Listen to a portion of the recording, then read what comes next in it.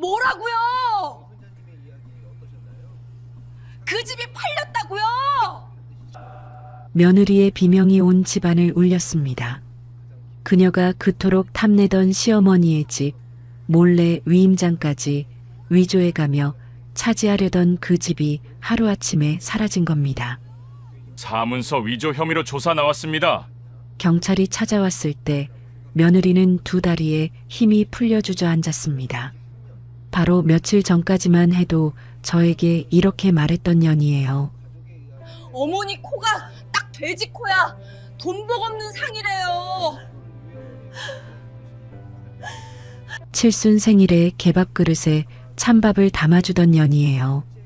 저를 무연고 요양병원에 버리려던 년이에요. 그런데 말이죠. 그녀는 끝까지 몰랐습니다. 남편이 저한테만 몰래 남긴 1억짜리 보험금이 있다는 것을, 진짜 돈은 따로 숨겨져 있었다는 것을.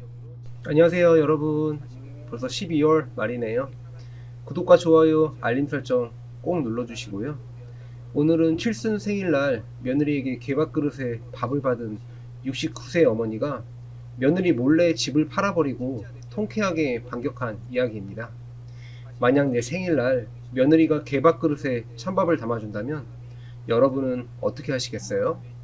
끝까지 함께 해주세요. 칠순 생일 아침, 강순자는 설레는 마음으로 방문을 열었습니다. 평생 새벽같이 일어나 반찬을 만들고 팔았던 손이 이제는 주름투성이가 되었지만 생일만큼은 특별한 하루가 될 거라 기대했어요. 거실로 나온 순자는 식탁 위에 놓인 것을 보고 그 자리에 멈춰 섰습니다. 개밥그릇이었습니다. 스테인리스 개밥그릇에 찬밥 한 덩이와 김치 몇 조각이 담겨 있었어요. 며느리 한주희가 부엌에서 나오며 퉁명스럽게 말했습니다.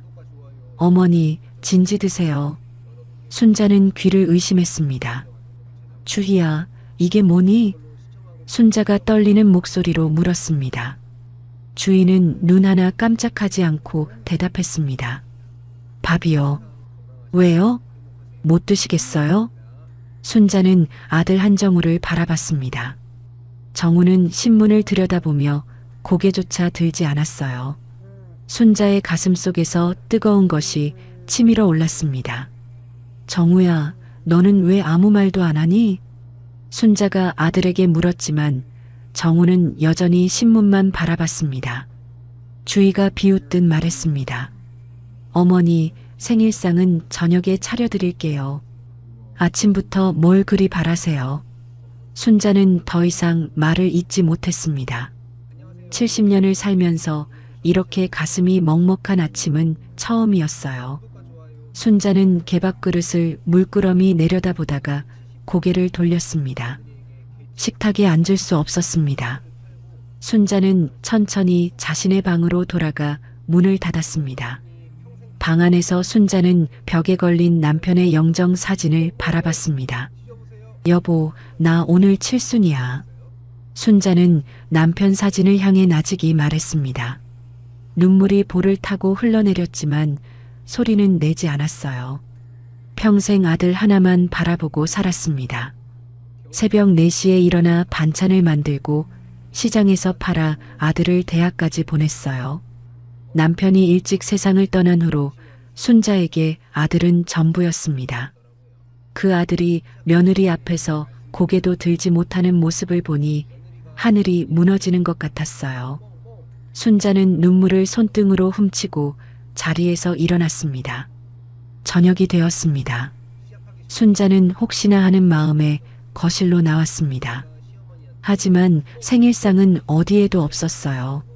주인은 외출복을 갖춰 입고 현관에서 구두를 신고 있었습니다. 어머니, 저 친구들이랑 약속이 있어서 나가요. 냉장고에 뭐 있으니까 드세요. 주인은 그 말만 남기고 문을 닫았습니다. 잠시 후 정우도 양복을 입고 나왔습니다. 나도 회사 일이 있어서 나가봐야 해. 정우는 어머니의 눈을 피하며 빠르게 현관을 빠져나갔어요. 집안에 순자 혼자 남았습니다. 순자는 텅 빈 거실에 한참을 서 있었습니다. 냉장고를 열어보니 라면 몇 개와 먹다 남은 반찬뿐이었어요. 순자는 라면 하나를 꺼내 물을 올렸습니다. 끓는 물에 라면을 넣으며 순자는 혼잣말을 했습니다. 그래, 이게 내 칠순이구나. 라면을 후루룩 먹는데 눈물이 국물에 떨어졌습니다. 순자는 소리 없이 울었습니다. 남편 영정사진이 거실벽에서 순자를 내려다보고 있었어요. 그날 밤 순자는 잠을 이루지 못했습니다. 다음 날 아침이 밝았습니다. 순자가 부엌에서 물을 마시고 있을 때 주희가 다가왔습니다. 주희는 순자의 얼굴을 뚫어지게 쳐다봤습니다. 순자가 불편한 기색으로 물었습니다. 왜 그러니, 주희야? 주희가 팔짱을 끼며 말했습니다. 어머니 코 좀 보세요. 딱 돼지코야. 순자는 귀를 의심했습니다. 뭐라고? 관상하세요? 돼지코는 돈복이 없는 상이래요. 어머니 팔자가 그 모양인 게 다 이유가 있는 거죠. 주인은 비웃음을 머금고 말했습니다. 순자의 얼굴이 하얗게 질렸습니다. 70년을 살면서 자신의 얼굴로 이런 모욕을 당한 적은 없었어요. 순자는 입술을 꾹 깨물었습니다. 아무 대꾸도 하지 않았습니다. 주인은 순자의 침묵을 비웃듯 말을 이었습니다. 말을 해야 알아들으실 거 아니에요. 요즘 자꾸 깜빡깜빡 하시던데 치매 초기 아니세요? 순자의 두 손이 부들부들 떨렸습니다. 그때 손자 한민수가 방에서 나왔습니다. 민수는 엄마와 할머니 사이에 묘한 기류를 감지했어요. 엄마, 할머니한테 왜 그래? 민수가 눈살을 찌푸리며 물었습니다. 주인은 민수를 향해 손가락질하며 말했습니다. 넌 공부나 해. 어른 일에 끼어들지 마. 주인은 민수의 어깨를 밀어 방 안으로 밀어 넣었습니다. 민수가 문 닫히기 전에 할머니를 돌아봤어요. 순자는 애써 미소를 지어 보였습니다. 민수의 방문이 닫혔습니다. 주인은 콧방귀를 뀌며 안방으로 들어갔어요. 순자는 홀로 부엌에 남아 싱크대를 붙잡았습니다. 두 다리에 힘이 풀렸습니다. 순자는 간신히 몸을 지탱하며 자신의 방으로 돌아갔습니다. 방문을 닫자마자 주저앉았어요. 가슴이 터질 것 같았습니다. 순자는 두 손으로 입을 틀어막고 소리 없이 울었습니다. 한참을 울다가 순자는 문득 생각났습니다. 남편이 세상 떠나기 전에 남긴 서류 봉투가 있었어요. 순자는 옷장 깊숙한 곳에서 낡은 봉투를 꺼냈습니다. 봉투 안에는 생명보험 증서가 들어 있었습니다. 순자는 떨리는 손으로 서류를 펼쳤어요. 수령액이 적힌 칸을 확인했습니다. 1억 원이었습니다. 순자는 숨을 멈췄습니다. 여보가 이걸 남겨뒀구나. 순자는 서류를 가슴에 꼭 안았습니다. 이 사실만큼은 절대 며느리에게 들키면 안 된다고 다짐했어요. 순자는 서류를 다시 봉투에 넣고 옷장 맨 안쪽에 깊이 숨겼습니다. 그날 밤 늦은 시각이었습니다. 순자는 화장실을 가려고 방문을 열었습니다. 복도를 지나는데 안방에서 소곤거리는 소리가 들렸어요. 순자는 발걸음을 멈췄습니다. 주희의 목소리였습니다. 여보, 시어머니 집 빨리 우리 명의로 돌려야 해. 정우의 대답이 들렸습니다. 그게 쉽지가 않잖아. 어머니가 안 해주시면. 주희가 짜증 섞인 목소리로 끊었습니다. 내가 다 알아서 할 테니까 당신은 가만히 있어. 시어머니 요양원 보내고 집 팔면 사업 자금 마련되잖아. 순자는 숨이 턱 막혔습니다. 두 다리가 휘청거렸어요. 벽에 손을 짚고 간신히 몸을 지탱했습니다. 순자는 소리나지 않게 자기 방으로 돌아왔습니다. 방문을 닫고 침대에 걸터 앉았어요. 온몸이 떨렸습니다. 순자는 남편의 영정 사진을 바라봤습니다. 여보, 그년이 나를 쫓아내려고 해. 순자는 입술을 깨물었습니다. 이 집은 남편이 평생 땀 흘려 마련한 집이었습니다. 남편이 세상 떠나며 순자에게 남긴 마지막 선물이었어요. 순자는 두 주먹을 불끈 쥐었습니다. 이대로 당하고만 살 순 없어. 순자는 어둠 속에서 나직이 중얼거렸습니다. 며칠이 지났습니다.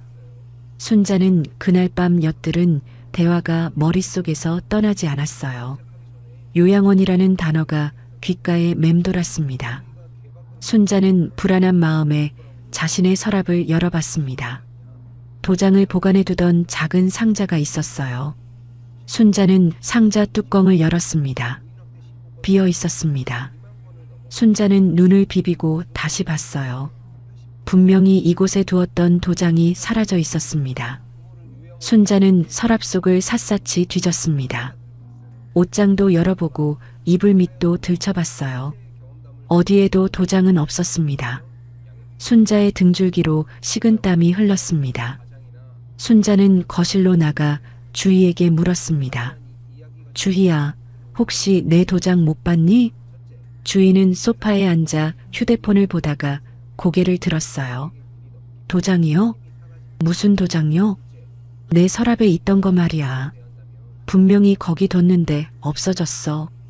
순자가 애타는 목소리로 말했습니다. 주희는 눈 하나 깜짝하지 않고 대답했어요. 어머니, 요즘 자꾸 깜빡깜빡 하시잖아요. 어디 다른 데 두신 거 아니에요? 순자는 할 말을 잃었습니다. 주희가 능청스럽게 말을 이었습니다. 치매 초기 증상이 그런 거래요. 물건 둔 데를 까먹고 남 탓하고. 병원 한번 가보시는 게 어때요? 순자는 이를 악물었습니다. 분명히 자신은 그 서랍에 도장을 뒀어요. 40년 넘게 그 자리에 보관해 왔습니다. 순자는 더 이상 묻지 않고 방으로 돌아왔습니다. 문을 닫자마자 두 손으로 얼굴을 감쌌어요. 며느리가 도장을 가져간 게 틀림없었습니다. 순자는 그날 밤 들었던 대화를 떠올렸습니다. 집을 팔고 요양원에 보내겠다던 주희의 말이 생각났어요.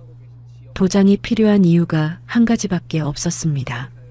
순자의 심장이 쿵쿵 뛰었습니다. 다음 날 오후였습니다. 주희가 외출한다며 화장을 고치고 있었어요. 순자는 모른 척 방에서 나오다가 화장실로 향했습니다. 화장실 문을 닫으려는데 주희의 목소리가 들렸어요. 주희가 누군가와 통화하고 있었습니다. 순자는 문을 살짝 열어둔 채 귀를 기울였습니다. 네, 위임장은 준비됐고요. 무연고 요양병원 자리도 알아봐 주세요. 순자는 숨이 턱 막혔습니다. 두 다리에서 힘이 빠져나갔어요. 주희의 목소리가 계속 들렸습니다. 시어머니 치매 판정 받으면 더 쉬워요. 어차피 그 양반 정신 나간 거 시간 문제야. 주희는 킬킬 웃으며 통화를 마쳤습니다. 순자는 벽에 등을 기대고 간신히 몸을 지탱했어요. 눈앞이 캄캄해졌습니다. 위임장이라는 말이 머릿속을 맴돌았습니다. 무연고 요양병원이라는 단어가 가슴을 찔렀어요. 무연고라는 것은 가족이 찾아오지 않는다는 뜻이었습니다. 그곳에 들어가면 영영 나올 수 없다는 것을 순자도 알고 있었어요. 순자는 떨리는 손으로 휴대폰을 꺼냈습니다. 40년 지기 친구 박영희의 번호를 눌렀어요. 신호음이 2번 울리고 영희가 받았습니다. 여보세요? 순자는 떨리는 목소리로 말했습니다. 영희야, 나야. 급하게 만나야 해. 영희가 놀란 기색으로 물었어요. 순자야, 무슨 일이야? 목소리가 왜 그래? 전화로는 못해. 내일 내 사무실로 갈게. 순자는 그 말만 남기고 전화를 끊었습니다. 손이 떨려서 휴대폰을 제대로 쥘 수가 없었어요. 순자는 화장실에서 나와 자기 방으로 돌아갔습니다. 방문을 닫고 침대에 주저앉았어요. 온몸에 힘이 빠졌습니다. 그러나 순자는 이를 악물었습니다. 이대로 끌려갈 수는 없었어요. 다음 날 오전 순자는 집을 나섰습니다. 영희가 운영하는 부동산 사무실은 버스로 새 정거장 거리에 있었어요. 순자는 사무실 문을 열고 들어갔습니다. 영희가 자리에서 일어나 순자를 맞았어요. 순자야, 어서 와. 대체 무슨 일이야? 영희는 순자의 얼굴을 보더니 표정이 굳어졌습니다. 야, 너 왜 이렇게 얼굴이 안 좋아? 무슨 일 있어? 순자는 영희 앞에 앉자마자 눈물이 터졌어요. 펑펑 울면서 그동안의 일을 모두 털어놓았습니다. 생일날 개밥 그릇에 찬밥을 받은 일부터 시작했어요. 돼지코라고 조롱당한 일, 도장이 사라진 일, 어젯밤 들은 통화 내용까지 전부 말했습니다. 영희는 듣다가 두 눈이 휘둥그레졌어요. 뭐? 그년이 내 도장을 훔쳐갔다고? 영희가 벌떡 일어나며 소리쳤습니다. 위임장 위조하면 그건 범죄야. 사문서 위조라고. 영희는 분노로 얼굴이 붉어졌어요. 순자는 눈물을 훔치며 말했습니다. 영희야, 나 어떡하면 좋겠니? 무연고 요양병원에 버려질 것 같아. 영희는 순자의 두 손을 꼭 잡았어요. 순자야, 진정해. 일단 등기부등본부터 확인해보자. 영희는 컴퓨터를 켜고 등기부등본을 열람했습니다. 다행히 아직 소유권에는 이상이 없었어요. 영희가 안도의 한숨을 내쉬었습니다. 휴, 아직은 괜찮아. 그년이 아직 손을 못 댄 거야. 순자도 가슴을 쓸어내렸습니다. 영희가 순자의 눈을 똑바로 바라보며 말했어요. 순자야, 내 말 잘 들어. 그년보다 먼저 집을 팔아버려. 순자는 깜짝 놀라 되물었습니다. 뭐? 집을 팔라고? 그래, 내 명의잖아. 내가 먼저 처분하면 그년 계획은 물거품이야. 영희의 눈빛이 단호했어요. 순자는 망설이며 말했습니다. 그래도 그 집은 정훈애가 살 집인데. 영희가 순자의 말을 끊었어요. 내 아들은 평생 전염 바짓가랑이나 붙잡고 있을 거야. 엄마를 요양병원에 버리려는 마누라한테 아무 말도 못하는 놈이잖아. 순자는 아무 말도 할 수 없었습니다. 영희의 말이 맞았어요. 영희가 다시 순자의 손을 잡았습니다. 순자야, 내가 먼저 살아야 해. 이대로 있다가는 진짜 그년한테 당해. 순자는 한참을 고민했어요. 남편의 얼굴이 떠올랐습니다. 평생 땀 흘려 마련한 그 집이었어요. 하지만 그 집에서 쫓겨나 요양병원에서 죽을 수는 없었습니다. 순자는 두 주먹을 불끈 쥐었어요. 그래, 이대로 당하고 살 수는 없어.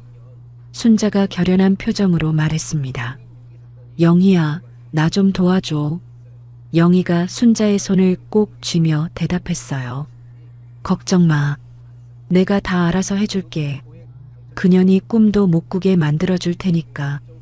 순자는 영희의 손을 맞잡으며 고개를 끄덕였습니다. 40년 우정이 이 순간 빛을 발하고 있었어요. 순자는 처음으로 가슴속에서 뜨거운 무언가가 피어오르는 것을 느꼈습니다. 두려움이 아니었어요. 그것은 분노였고 결심이었습니다. 일주일이 흘렀습니다.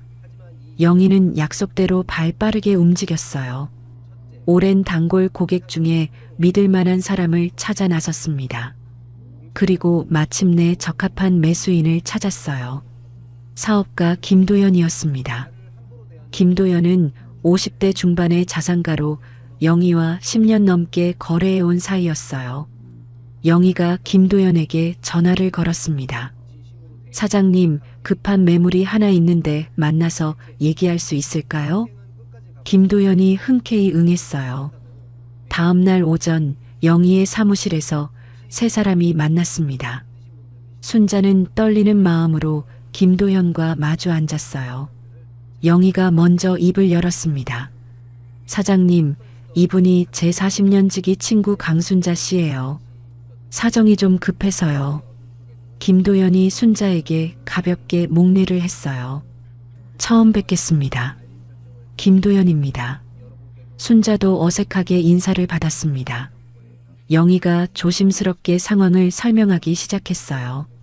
며느리에게 당한 일들, 도장이 사라진 일, 요양병원에 버려질 위기에 처한 사연을 간략히 전했습니다. 김도연의 표정이 점점 굳어졌어요. 영희의 설명이 끝나자 김도연이 입을 열었습니다. 어르신 같은 분이 이런 일을 당하시면 안 되죠. 김도연은 진심 어린 목소리로 말했어요. 제가 빠르게 처리해 드리겠습니다. 시세보다 좋은 조건으로 매입하죠. 순자는 뜻밖의 호의에 눈시울이 붉어졌습니다. 고맙습니다. 정말 고맙습니다. 순자가 고개를 숙이며 인사했어요. 김도연이 손사래를 쳤습니다. 아닙니다. 당연히 해야 할 일이에요. 계약은 최대한 서둘러서 2주 안에 잔금까지 끝내겠습니다. 영희가 순자의 손을 꼭 잡았어요. 순자야, 이제 됐어. 걱정 마. 순자는 눈물을 삼키며 고개를 끄덕였습니다. 같은 시각 주인은 다른 부동산을 찾아가고 있었어요. 손에는 서류 봉투가 들려 있었습니다. 위조한 위임장이 그 안에 들어 있었어요. 주인은 자신만만한 표정으로 부동산 문을 열고 들어갔습니다. 안녕하세요. 집 내놓으려고 하는데요. 직원이 자리에서 일어나 주의를 맞았어요.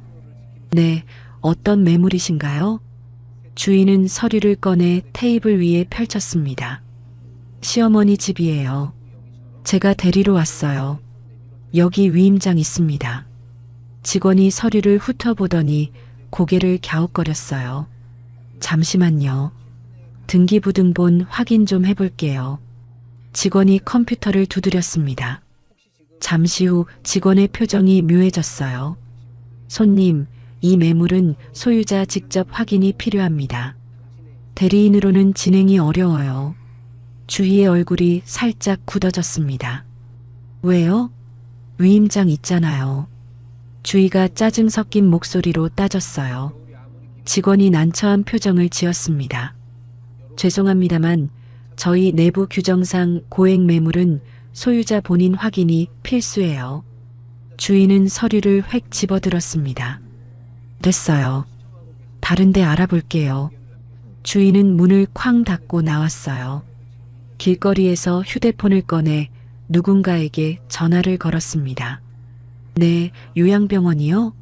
다음 주까지는 시어머니 입소시킬 테니까 자리 빼지 마세요. 주인은 차가운 목소리로 말했어요. 네, 무연고로 등록할 거예요. 가족 면회 없이요. 통화를 마친 주인은 입꼬리를 올렸습니다. 부동산이 안 되면 다른 방법을 쓰면 되었어요. 시어머니를 먼저 요양병원에 넣고 나면 집은 어떻게든 손에 넣을 수 있다고 생각했습니다. 주인은 자신의 계획이 완벽하다고 믿었어요. 그날 저녁 순자는 영희와 다시 만났습니다. 동네 작은 카페에서 마주 앉았어요. 영희가 서류 가방에서 계약서를 꺼냈습니다. 순자야, 여기 매매 계약서야. 김 사장님이 오늘 오후에 다 준비해줬어. 순자는 떨리는 손으로 계약서를 받았어요. 글씨가 눈에 잘 들어오지 않았습니다. 영희가 순자의 손을 잡았어요. 괜찮아. 내가 다 확인했어. 조건 좋아. 시세보다 500만 원 더 쳐줬어. 순자는 고개를 끄덕였습니다. 영희야, 고마워. 내가 아니었으면 나 어떻게 됐을지 몰라. 영희가 순자의 어깨를 토닥였어요. 무슨 소리야? 우리가 몇 년 친군데. 자, 여기 도장 찍어. 순자는 새로 만든 도장을 꺼냈습니다. 잃어버린 도장 대신 새로 파온 것이었어요. 순자는 잠시 망설였습니다. 40년 넘게 살았던 집이었어요. 남편과 함께 처음 이사 왔던 날이 떠올랐습니다. 아들이 첫걸음마를 뗀 거실이었어요. 그 모든 추억이 담긴 집이었습니다. 하지만 그 집에서 쫓겨나 무연고 요양병원에서 죽을 수는 없었어요. 순자는 이를 악물고 도장을 찍었습니다. 쿵! 도장이 계약서에 찍히는 순간 순자의 눈에서 눈물이 흘렀어요. 영희가 순자를 끌어안았습니다. 잘했어. 잘한 거야. 이제 시작이야. 영희가 순자의 등을 쓸어주며 말했어요. 장금까지 2주야. 그 전까지 절대 들키면 안 돼. 알았지? 순자가 눈물을 닦으며 고개를 끄덕였습니다. 응, 알았어. 두 사람은 카페를 나섰어요. 순자가 집으로 돌아오는 길이었습니다. 골목 어귀에서 누군가 순자를 불렀어요. 할머니, 손자 민수였습니다. 순자는 깜짝 놀라 걸음을 멈췄어요. 민수야, 너 여기 웬일이니? 민수가 걱정스러운 표정으로 다가왔습니다. 할머니, 어디 다녀오세요? 요즘 자꾸 외출하시는 것 같아서요. 순자는 당황했지만 애써 태어난 척했어요. 아, 할머니 친구 만나고 오는 길이야. 별일 아니야. 민수가 할머니의 얼굴을 살폈습니다. 할머니, 요즘 얼굴이 많이 안 좋아 보여요. 무슨 일 있어요? 순자는 손자의 걱정 어린 눈빛에 가슴이 뭉클했어요. 이 아이만큼은 자신 편이었습니다. 순자가 민수의 손을 잡았어요.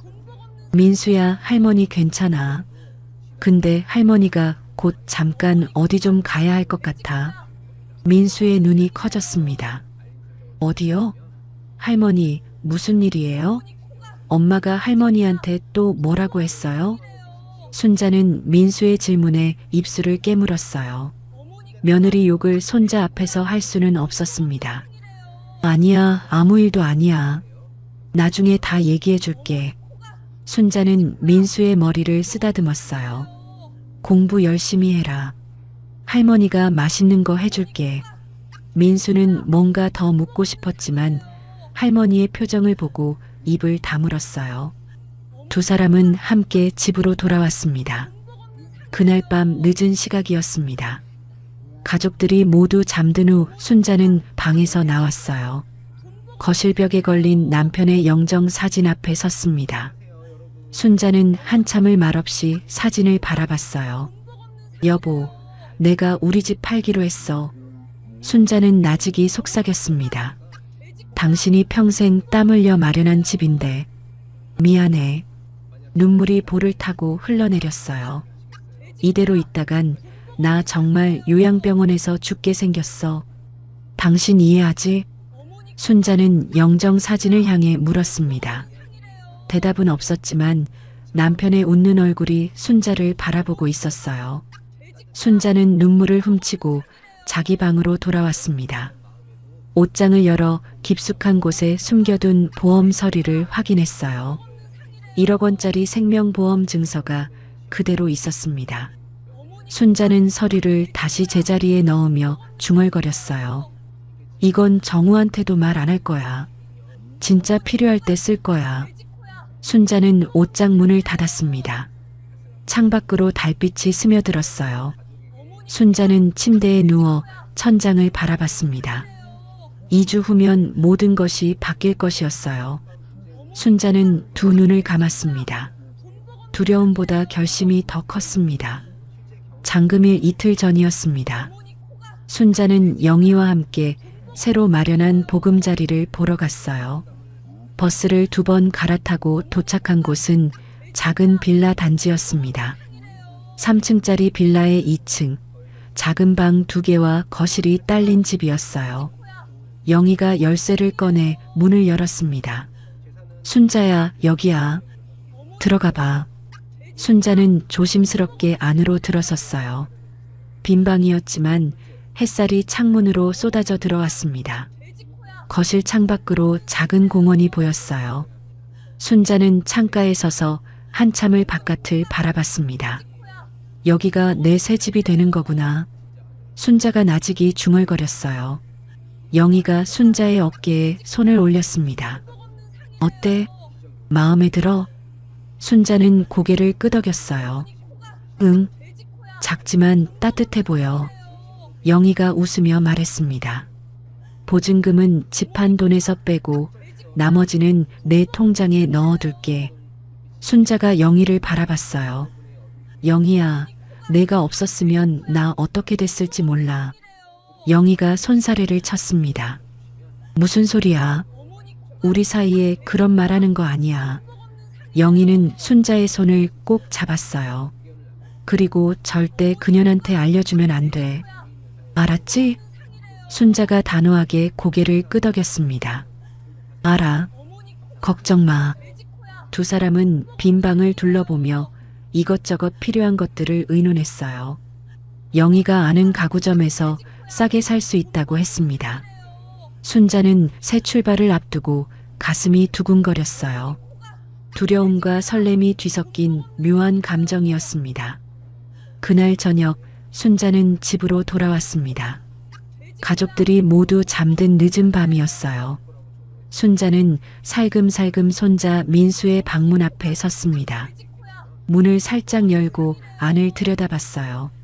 민수가 책상에 엎드려 잠들어 있었습니다. 공부하다 그대로 잠든 모양이었어요. 순자는 조용히 방 안으로 들어갔습니다. 민수의 어깨에 담요를 덮어주었어요. 순자는 민수의 잠든 얼굴을 물끄러미 바라봤습니다. 손자의 이마를 살며시 쓰다듬었어요. 할머니가 미안해. 순자는 속삭이듯 말했습니다. 근데 할머니도 살아야 해. 민수는 여전히 깊은 잠에 빠져 있었어요. 순자는 한참을 그 자리에 서 있다가 방을 나왔습니다. 문을 닫으며 뒤를 돌아봤어요. 이 집에서 손자와 함께한 시간들이 떠올랐습니다. 라면 끓여주던 일, 용돈 몰래 쥐어주던 일, 시험 끝나고 떡볶이 사주던 일. 순자는 눈물을 삼키며 자기 방으로 돌아왔어요. 옷장을 열어 짐을 쌌습니다. 작은 가방 하나에 꼭 필요한 것만 넣었어요. 남편 사진 한 장, 갈아입을 옷 몇 벌, 보험 서류, 그리고 새 도장. 그게 순자의 전부였습니다. 순자는 가방을 옷장 안에 숨겨두었어요. 새벽에 몰래 나가기로 마음먹었습니다. 장금일 아침이 밝았습니다. 순자는 새벽 5시에 눈을 떴어요. 아직 해가 뜨지 않아 밖은 어두웠습니다. 순자는 조용히 일어나 옷을 갈아입었어요. 옷장에서 가방을 꺼냈습니다. 마지막으로 방 안을 둘러봤어요. 40년 넘게 살았던 집이었습니다. 순자는 입술을 깨물며 방문을 열었어요. 복도를 지나 현관으로 향했습니다. 신발을 신고 문을 열려는데 손이 떨렸어요. 순자는 뒤를 돌아봤습니다. 어둠 속에 남편의 영정 사진이 희미하게 보였어요. 여보, 나간다. 순자는 나직이 속삭였습니다. 그리고 문을 열고 밖으로 나섰어요. 새벽 공기가 차가웠습니다. 순자는 뒤돌아보지 않고 걸었어요. 버스 정류장까지 가는 길이 멀게 느껴졌습니다. 순자는 첫 차를 타고 새 빌라로 향했어요. 같은 시각 영희는 은행 앞에서 김도연을 만났습니다. 두 사람은 은행 문이 열리기를 기다렸어요. 9시 정각에 은행 문이 열렸습니다. 영희와 김도연은 창구로 가서 잔금 처리를 진행했어요. 서류에 도장을 찍고 입금 확인을 했습니다. 모든 절차가 끝나기까지 1시간이 걸렸어요. 영희가 휴대폰을 꺼내 순자에게 전화를 걸었습니다. 순자야, 다 끝났어. 영희의 목소리가 밝았어요. 이제 그 집은 내 거 아니야. 김 사장님 명의로 넘어갔어. 순자는 새 빌라 거실에 앉아 전화를 받았습니다. 고마워, 영희야. 정말 고마워. 순자의 목소리가 떨렸어요. 영희가 말했습니다. 통장에 돈 들어갔어. 새 보금자리에서 잘 살아. 나중에 내가 갈게. 순자는 전화를 끊고 한참을 멍하니 앉아 있었어요. 이제 정말 끝났습니다. 순자는 빈방 창문 너머 공원을 바라봤어요. 이제 시작이야. 순자가 나직이 중얼거렸습니다. 새 빌라의 열쇠를 손에 꼭 쥐었어요. 무겁지만 단단한 감정이 가슴을 채웠습니다. 한편 그 시각 주인은 아침을 준비하다가 시어머니 방이 조용한 것을 눈치챘어요. 평소 같으면 일찍 일어나 부엌에서 물 마시는 소리가 들렸습니다. 그런데 오늘은 아무 소리도 들리지 않았어요. 주인은 시어머니 방문 앞으로 갔습니다. 어머니, 대답이 없었어요. 주인은 문을 벌컥 열었습니다. 방 안이 텅 비어 있었어요. 이불이 깔끔하게 개어져 있었습니다. 옷장 문이 열려 있었고 옷 몇 벌이 사라져 있었어요. 주희의 얼굴이 하얗게 질렸습니다. 시어머니, 시어머니. 주인은 집 안 곳곳을 뒤졌어요. 화장실, 거실, 베란다까지 다 찾아봤지만 시어머니는 어디에도 없었습니다. 주인은 허둥지둥 정우에게 전화를 걸었어요. 여보, 시어머니가 짐 싸들고 도망갔어. 빨리 와봐. 정우가 놀란 목소리로 되물었습니다. 뭐? 어머니가? 대체 무슨 소리야?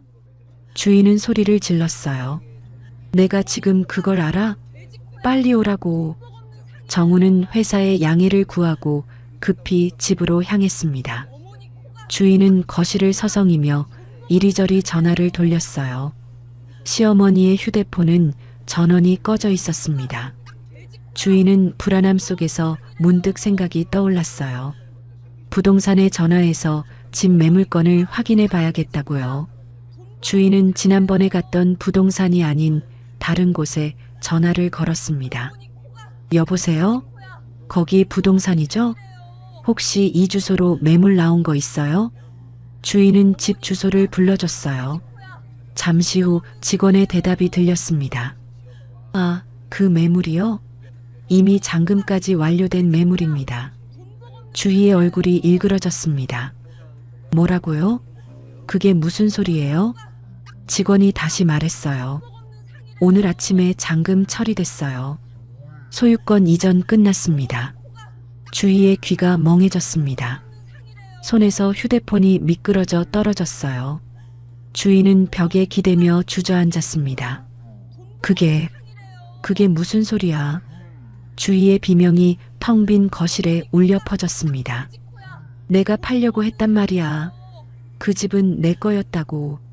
주인은 바닥을 치며 발을 동동 굴렀어요. 하지만 이미 모든 것이 끝난 후였습니다. 시어머니가 먼저 손을 쓴 것이었어요. 주인은 하늘이 무너지는 것 같았습니다. 2주가 흘렀습니다. 순자는 새 빌라에서의 생활에 조금씩 적응해 가고 있었어요. 아침마다 창문을 열면 작은 공원이 보였습니다. 새소리가 들렸고 햇살이 방 안가득 쏟아졌어요. 순자는 오랜만에 마음이 편안해지는 것을 느꼈습니다.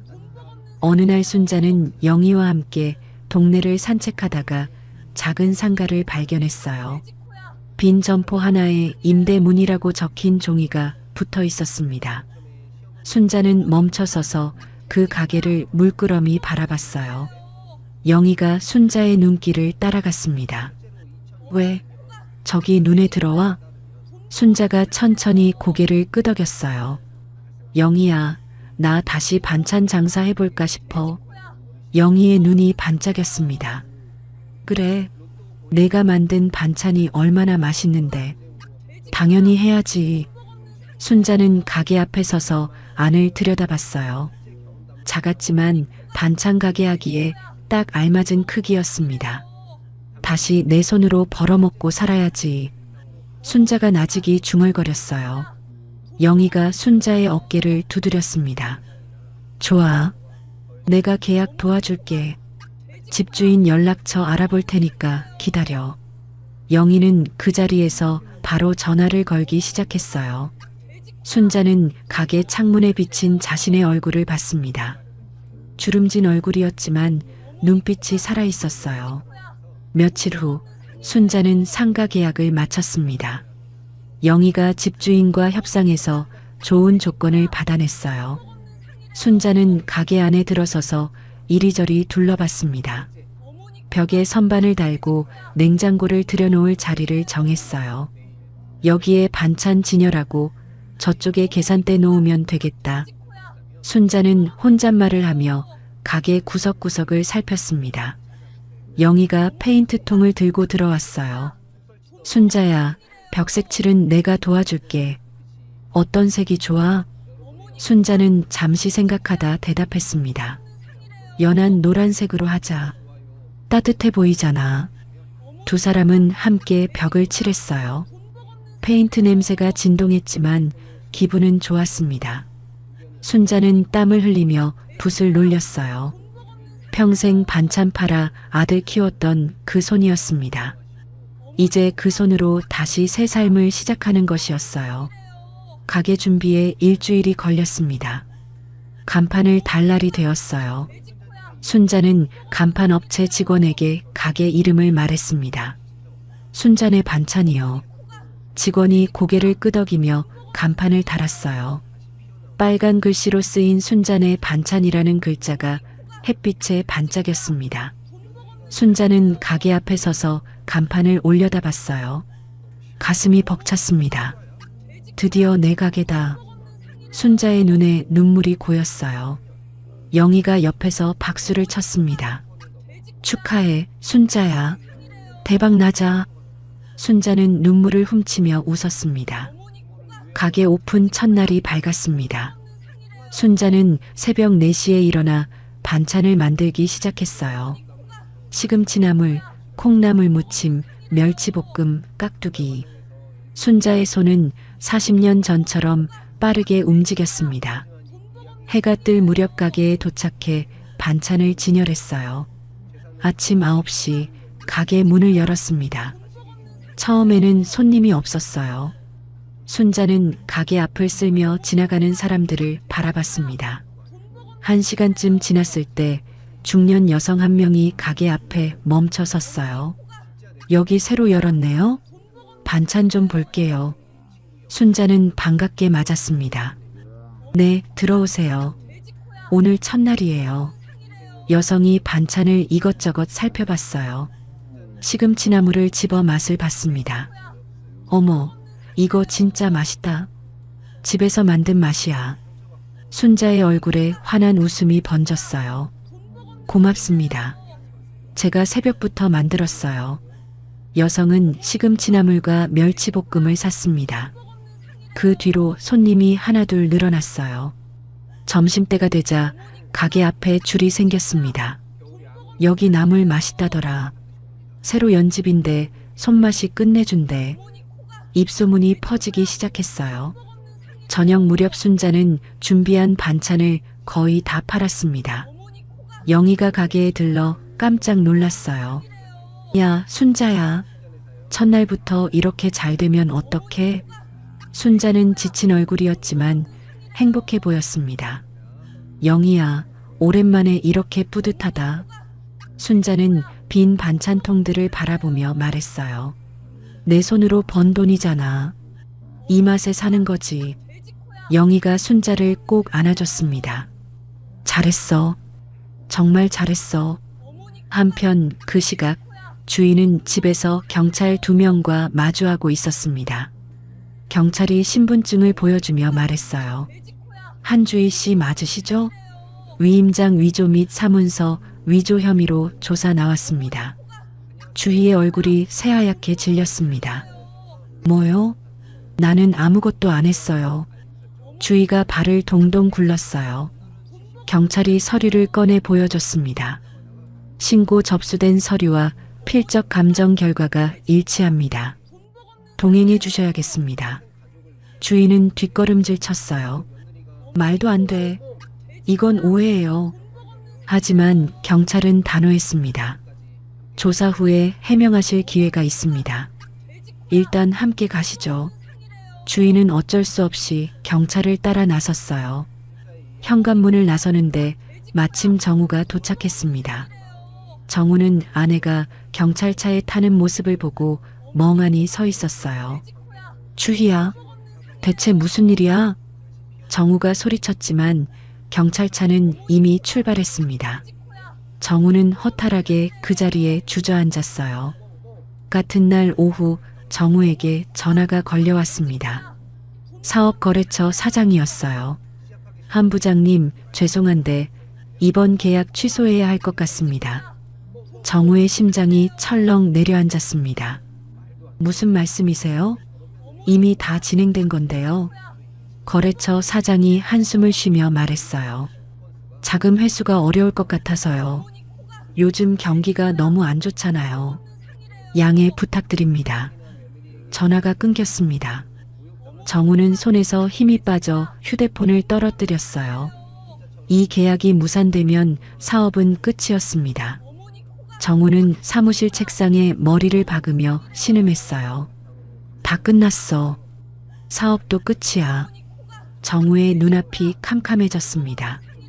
아내는 경찰에 끌려가고 사업은 망하게 생겼어요. 어머니는 어디로 갔는지 연락도 되지 않았습니다. 정우는 처음으로 자신의 인생이 송두리째 무너지는 것을 느꼈어요. 그 시각 순자는 가게 문을 닫고 있었습니다. 하루 종일 서서 일했더니 다리가 아팠어요. 하지만 마음은 가벼웠습니다. 순자는 가게 셔터를 내리며 혼잣말을 했어요. 오늘 하루도 열심히 살았다. 집으로 돌아가는 길 순자는 남편 사진을 꺼내봤습니다. 지갑에 넣어 다니는 작은 사진이었어요. 여보, 나 이제 괜찮아. 순자는 사진 속 남편을 향해 미소 지었습니다.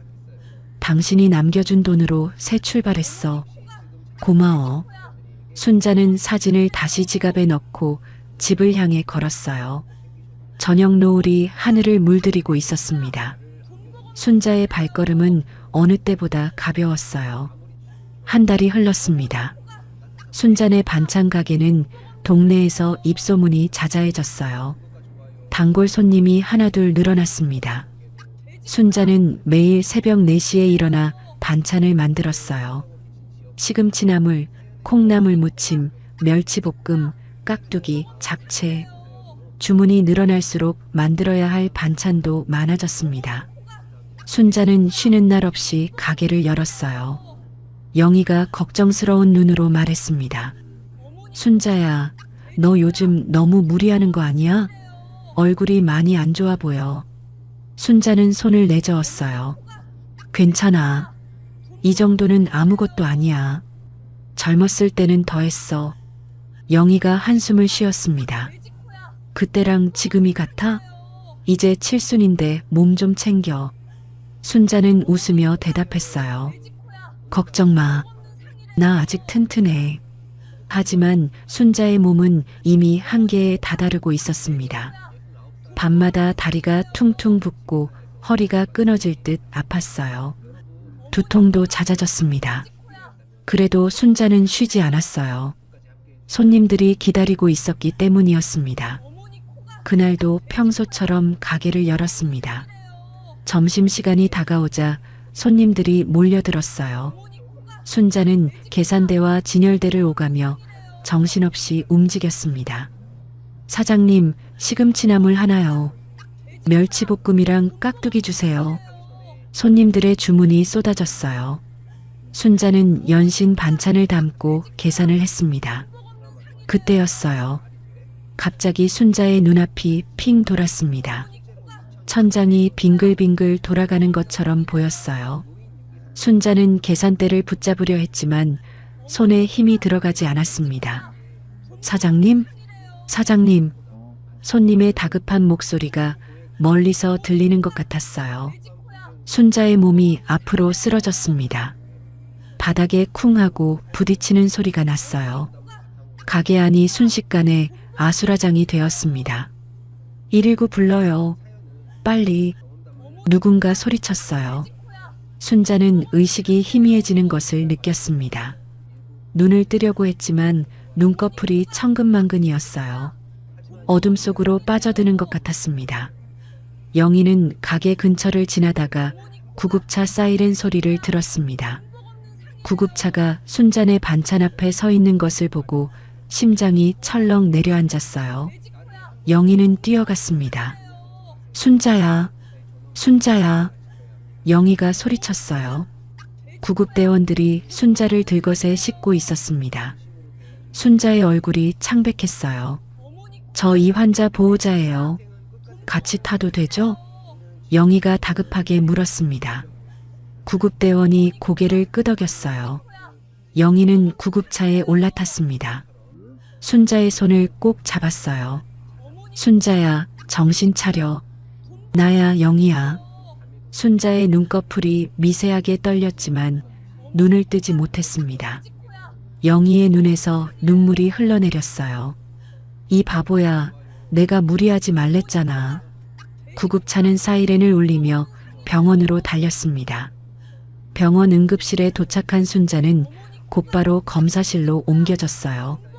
영희는 복도에서 초조하게 서성였습니다. 1시간이 지나고 2시간이 지났어요. 마침내 의사가 나왔습니다. 영희가 달려갔어요. 의사 선생님, 제 친구 어때요? 괜찮은 거예요? 의사가 차분한 목소리로 말했습니다.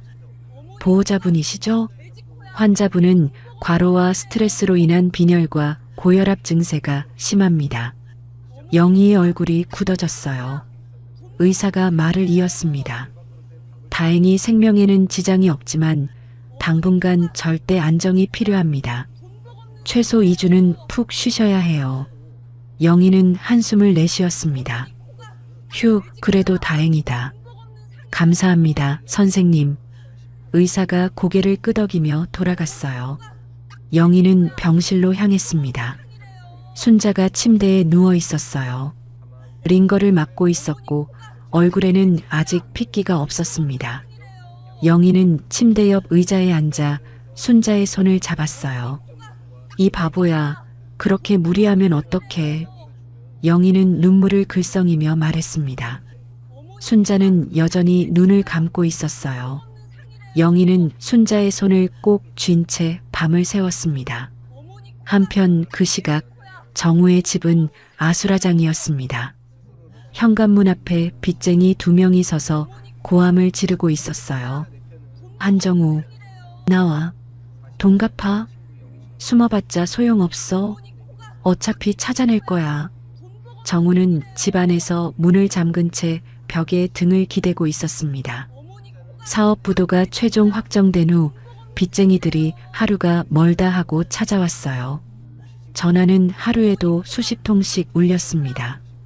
정우는 전화기를 꺼버렸어요. 빚쟁이들이 한참을 소리치다가 돌아갔습니다. 정우는 그제야 힘없이 바닥에 주저앉았어요. 그때 주희가 짐 가방을 끌고 거실로 나왔습니다. 정우가 고개를 들었어요. 어디 가려고? 주희는 차가운 눈으로 정우를 내려다봤습니다. 나는 더 이상 못 살아. 이혼해. 정우의 귀를 의심했어요. 뭐? 지금 이 상황에서 이혼이라고? 정우가 벌떡 일어나며 되물었습니다. 주희는 표정 하나 바꾸지 않았어요. 당신 같은 무능력한 남자랑 더 있다가 내 인생 망쳐. 경찰서까지 끌려갔다 왔는데 이제 더는 못 참아. 주희는 쌀쌀맞게 말했습니다. 정우는 할 말을 잃었어요. 주희가 현관으로 향했습니다. 이혼 서류는 변호사 통해서 보낼게. 사인해. 주희는 그 말만 남기고 문을 열었어요. 정우가 다급하게 뒤따라갔습니다. 주희야, 잠깐만. 우리 다시 얘기해보자. 주희는 뒤도 돌아보지 않았어요. 할 말 없어. 안녕. 문이 쾅 닫혔습니다. 정우는 닫힌 문 앞에 멍하니 서 있었어요. 주희는 짐 가방을 끌고 친정집으로 향했습니다. 버스에서 내려 익숙한 골목길을 걸었어요. 친정집 앞에 도착해 초인종을 눌렀습니다. 잠시 후 친정어머니가 문을 열었어요. 주희가 애써 웃으며 말했습니다. 엄마, 나야. 집에 좀 있어도 되지? 친정어머니의 표정이 싸늘하게 굳었습니다. 뭐하러 왔어? 주희는 당황했어요. 엄마, 나 지금 힘들어서 그래. 잠깐만 신세 좀 지려고. 친정어머니가 주희의 말을 끊었습니다. 경찰서까지 끌려간 년을 누가 받아줘? 동네 창피해서 고개를 못 들고 다니겠다. 주희의 얼굴이 일그러졌어요. 엄마, 그게 오해야. 나는 아무 잘못도 안 했어. 친정어머니가 코웃음을 쳤습니다. 오해? 시어머니 도장 훔쳐서 위임장 위조한 게 오해야? 꼴도 보기 싫으니까 가. 친정어머니는 문을 쾅 닫아버렸어요. 주인은 닫힌 문 앞에서 멍하니 서 있었습니다. 다리에 힘이 풀려 그 자리에 주저앉았어요. 나한테 왜 이래? 내가 뭘 잘못했는데? 주인은 중얼거리며 두 손으로 얼굴을 감쌌습니다. 어깨가 들썩이며 울음이 터져 나왔어요. 지나가는 사람들이 힐끗힐끗 쳐다봤지만 주인은 신경 쓸 여유가 없었습니다. 모든 것이 무너지고 있었어요. 그 시각 정우의 집에서는 손자 민수가 아버지를 찾아왔습니다. 민수는 어두운 거실에 혼자 앉아 있는 아버지를 발견했어요. 아빠, 왜 이렇게 어두워요? 엄마는 어디 갔어요? 정우는 고개를 들지 못했습니다. 엄마는 나갔어. 민수는 아버지의 목소리에서 심상치 않은 기운을 느꼈어요. 아빠, 무슨 일 있어요? 정우는 한참을 말이 없다가 입을 열었습니다. 민수야, 아빠가 잘못했어. 다 아빠 잘못이야. 민수는 아버지 옆에 앉았어요. 아빠, 무슨 말이에요? 뭐가 잘못이에요? 정우는 고개를 떨궜습니다. 할머니한테 잘못했어. 엄마가 할머니한테 그렇게 할 때 아빠가 막았어야 했는데. 민수의 눈에 눈물이 고였어요. 아빠, 이게 다 엄마 때문이야. 할머니한테 얼마나 못되게 굴었는데. 민수의 목소리가 떨렸습니다.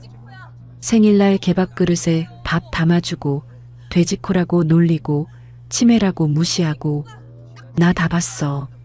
정우는 아들의 말에 가슴이 찢어지는 것 같았어요. 그래, 다 내 잘못이야. 내가 막았어야 했는데. 정우는 두 손으로 얼굴을 감쌌습니다. 민수가 아버지의 어깨를 붙잡았어요. 아빠, 할머니 찾아가요. 사과해요. 늦기 전에. 정우는 아들의 눈을 바라봤습니다. 민수의 눈에 진심이 담겨 있었어요. 정우는 천천히 고개를 끄덕였습니다. 일주일이 지났습니다. 정우는 어머니를 찾아 수소문하기 시작했어요. 아는 사람마다 전화를 돌렸지만 어머니의 행방을 아는 사람은 없었습니다. 어머니의 휴대폰은 여전히 꺼져 있었어요. 정우는 어머니가 자주 가던 시장도 찾아가 봤습니다.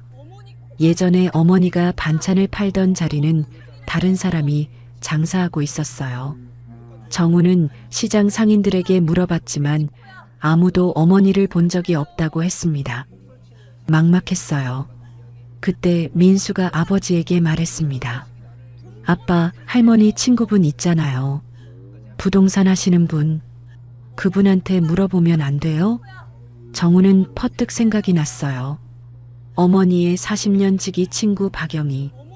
정우는 영희의 부동산 사무실 위치를 알아냈습니다. 민수와 함께 그곳으로 향했어요. 부동산 사무실 앞에 도착한 정우는 한참을 망설였습니다. 문을 열고 들어갈 용기가 나지 않았어요. 민수가 아버지의 손을 잡았습니다. 아빠, 괜찮아요. 같이 들어가요. 정우는 깊은 숨을 내쉬고 문을 열었어요. 사무실 안에서 영희가 책상에 앉아 서류를 보고 있었습니다. 영희는 고개를 들어 방문객을 확인했어요.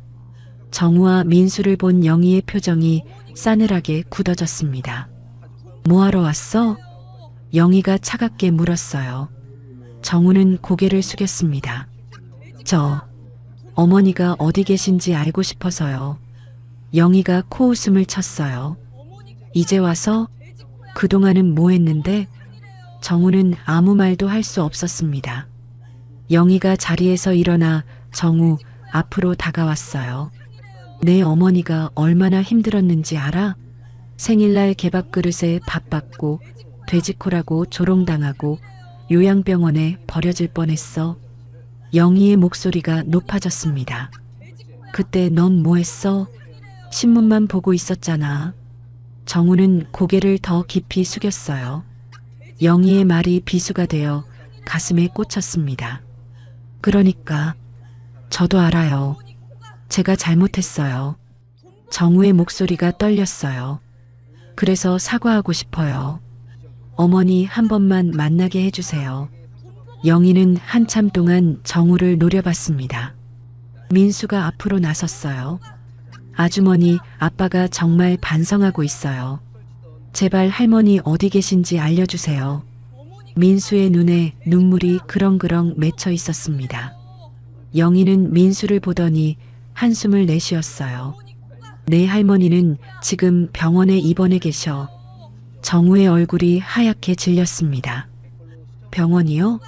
어머니가 왜 병원에요? 영희가 차갑게 대답했어요. 과로로 쓰러지셨어. 가게 일하시다가. 정우는 가슴이 무너지는 것 같았습니다. 어머니가 아프다는 사실에 눈앞이 캄캄해졌어요. 영희가 병원 이름과 주소를 알려줬습니다. 정우와 민수는 곧바로 병원으로 달려갔어요. 병원에 도착해 병실을 찾았습니다. 302호 앞에 서자 정우의 다리가 떨렸어요. 문을 열 용기가 나지 않았습니다. 민수가 아버지의 등을 밀었어요. 아빠, 들어가요. 정우는 떨리는 손으로 문을 열었습니다. 병실 안에 순자가 침대에 누워 있었어요.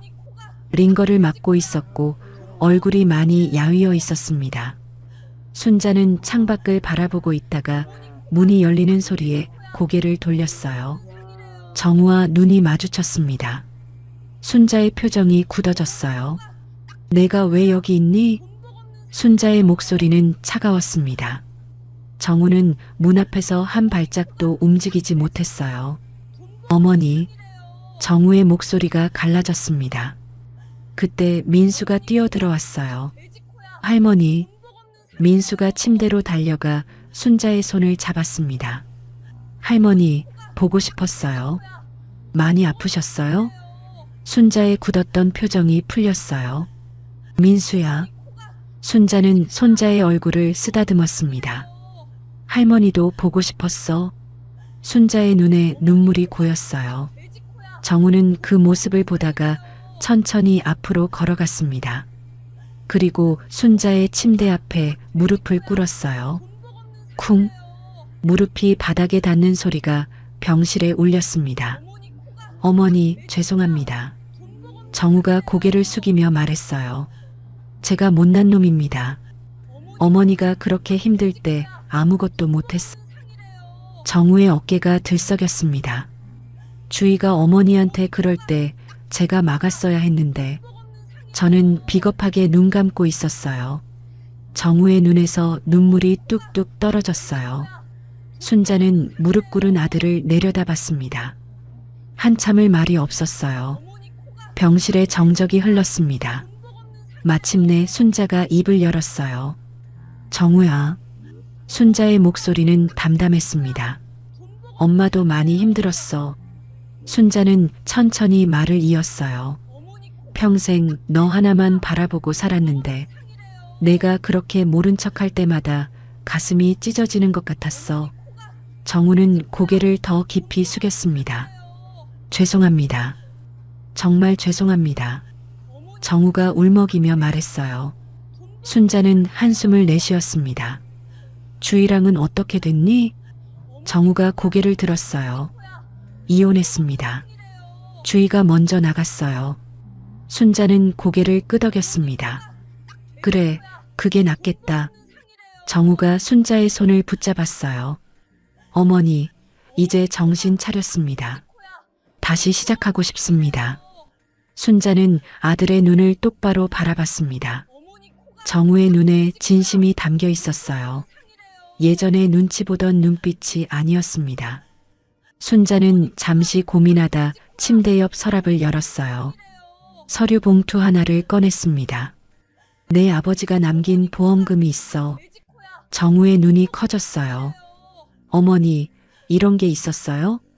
순자가 서류를 정우에게 내밀었습니다. 1억이야. 너한테 쓸 생각 없었어. 정우는 놀란 표정으로 서류를 바라봤어요. 순자가 말을 이었습니다. 근데 민수도 있고 내가 진짜 달라졌으면 좋겠다. 순자의 눈에 눈물이 맺혔어요. 이건 진짜 마지막이야. 다시는 기회 없어. 정우는 서류를 받아들며 고개를 숙였습니다. 감사합니다, 어머니. 이번엔 꼭 제대로 하겠습니다. 정우의 목소리가 떨렸어요. 민수가 할머니를 끌어안았습니다. 할머니, 이제 우리 같이 살아요. 순자는 손자의 머리를 쓰다듬으며 미소 지었어요. 그래, 우리 민수. 할머니가 맛있는 거 많이 해줄게. 순자의 눈에서 눈물이 흘러내렸습니다. 하지만 이번엔 슬픈 눈물이 아니었어요. 정우가 어머니의 다른 손을 잡았습니다. 어머니 사랑합니다. 순자는 아들과 손자의 손을 꼭 쥐었어요. 창밖으로 햇살이 쏟아져 들어왔습니다. 병실 안이 따뜻한 빛으로 가득 찼어요. 오랜만에 세 사람은 함께 웃었습니다. 2달이 흘렀습니다. 순자네 반찬 가게는 동네에서 가장 유명한 가게가 되었어요. 아침마다 문 앞에 손님들이 줄을 섰습니다. 여기 나물 진짜 맛있어요.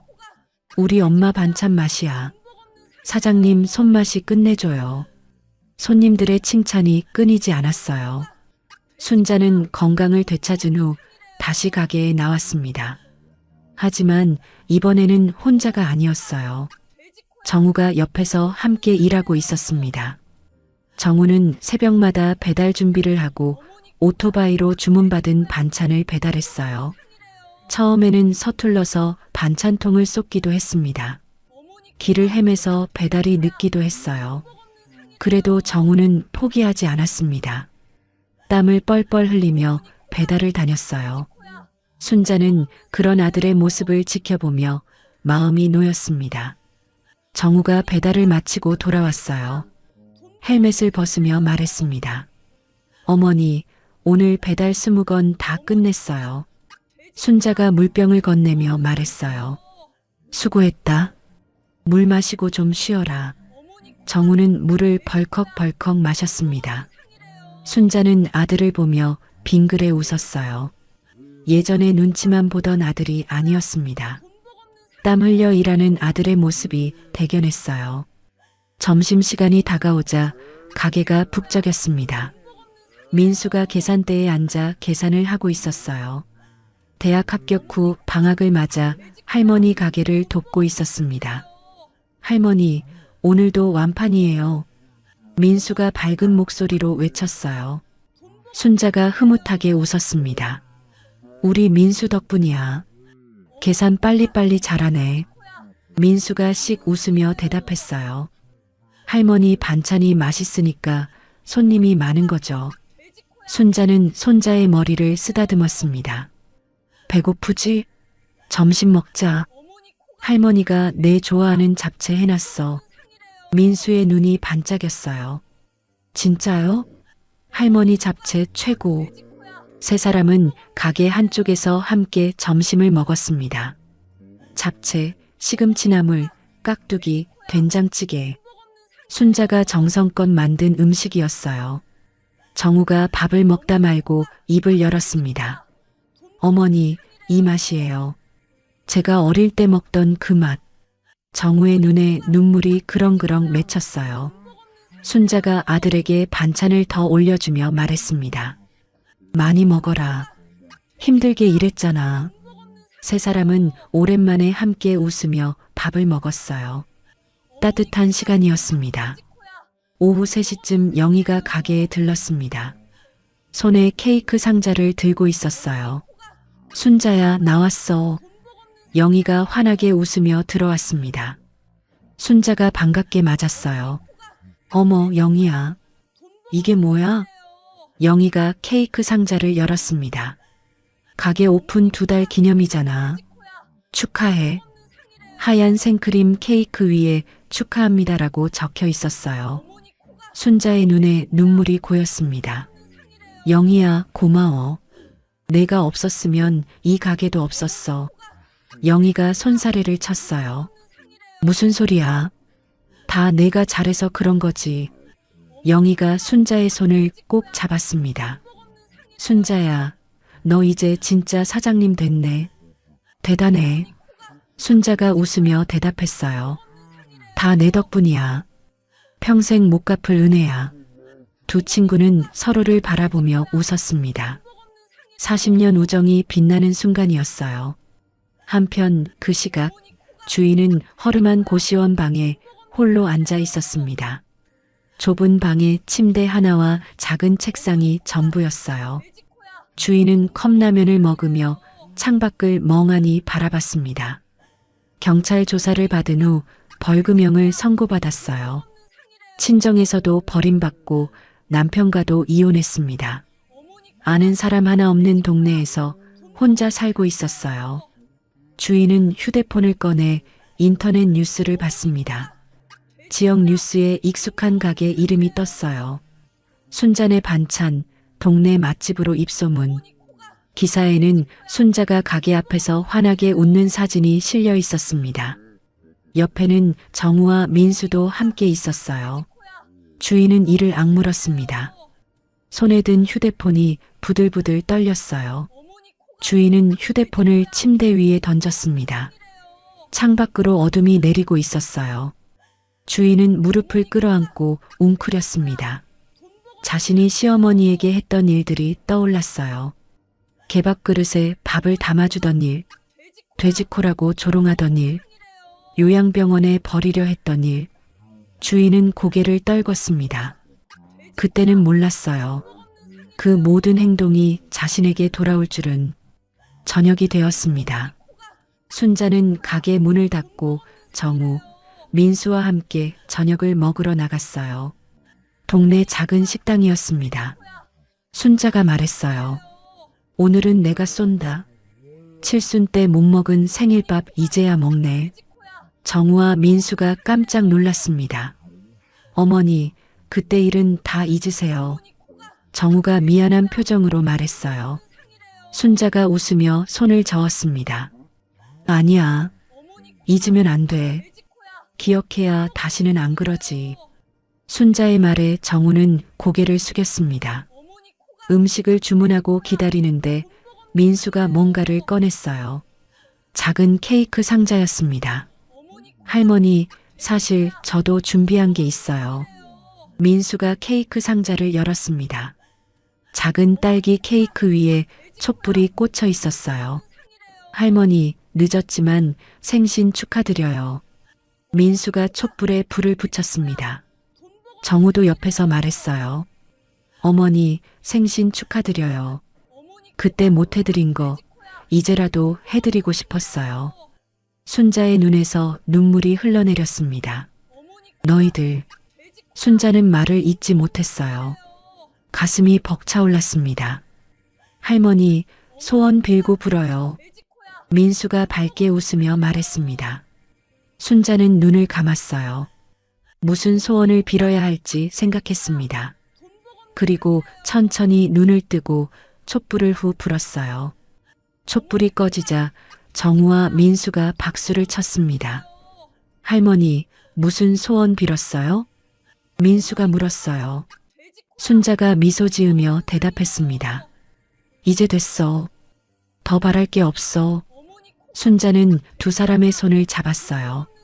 너희랑 이렇게 같이 있는 것만으로도 충분해. 정우의 눈에서 눈물이 흘렀습니다. 민수도 코를 훌쩍였어요. 세 사람은 서로의 손을 꼭 잡았습니다. 집으로 돌아온 순자는 거실벽에 남편 사진을 걸었습니다. 새 빌라에 처음으로 건 사진이었어요. 순자는 사진 속 남편을 바라봤습니다. 여보, 나 이제 잘 살고 있어. 순자는 나직이 말했어요. 당신이 남겨준 집, 남겨준 보험금으로 새 출발했어. 고마워. 순자의 눈에 눈물이 맺혔지만 입가에는 미소가 번졌습니다. 정우도 이제 정신 차렸어. 걱정 마. 순자는 남편 사진을 쓰다듬었어요. 뒤에서 정우와 민수가 다가왔습니다. 할머니, 저희도 인사할게요. 민수가 남편 사진 앞에 섰어요. 할아버지, 민수예요. 할머니 잘 모실게요. 정우도 나란히 섰습니다. 어머니 코가 아버지 죄송합니다. 그리고 감사합니다. 이제 제가 어머니 지킬게요. 순자는 아들과 손자를 바라봤어요. 가슴이 따뜻해졌습니다. 자, 이제 우리 다 같이 사진 찍자. 민수가 휴대폰을 꺼내 들었어요. 세 사람이 남편 사진 앞에 나란히 섰습니다. 하나, 둘, 셋. 찰칵. 순자와 정우, 민수가 환하게 웃는 사진이 찍혔어요. 그 사진 뒤로 남편의 웃는 얼굴이 함께 담겼습니다. 순자는 손자와 아들을 끌어안았어요. 사랑해, 우리 가족. 정우와 민수가 동시에 대답했습니다. 할머니, 저희도 사랑해요. 어머니 사랑합니다. 창밖으로 보름달이 환하게 떠 있었어요. 강순자님의 이야기 어떠셨나요? 차가운 겨울 끝에도 봄은 반드시 찾아옵니다.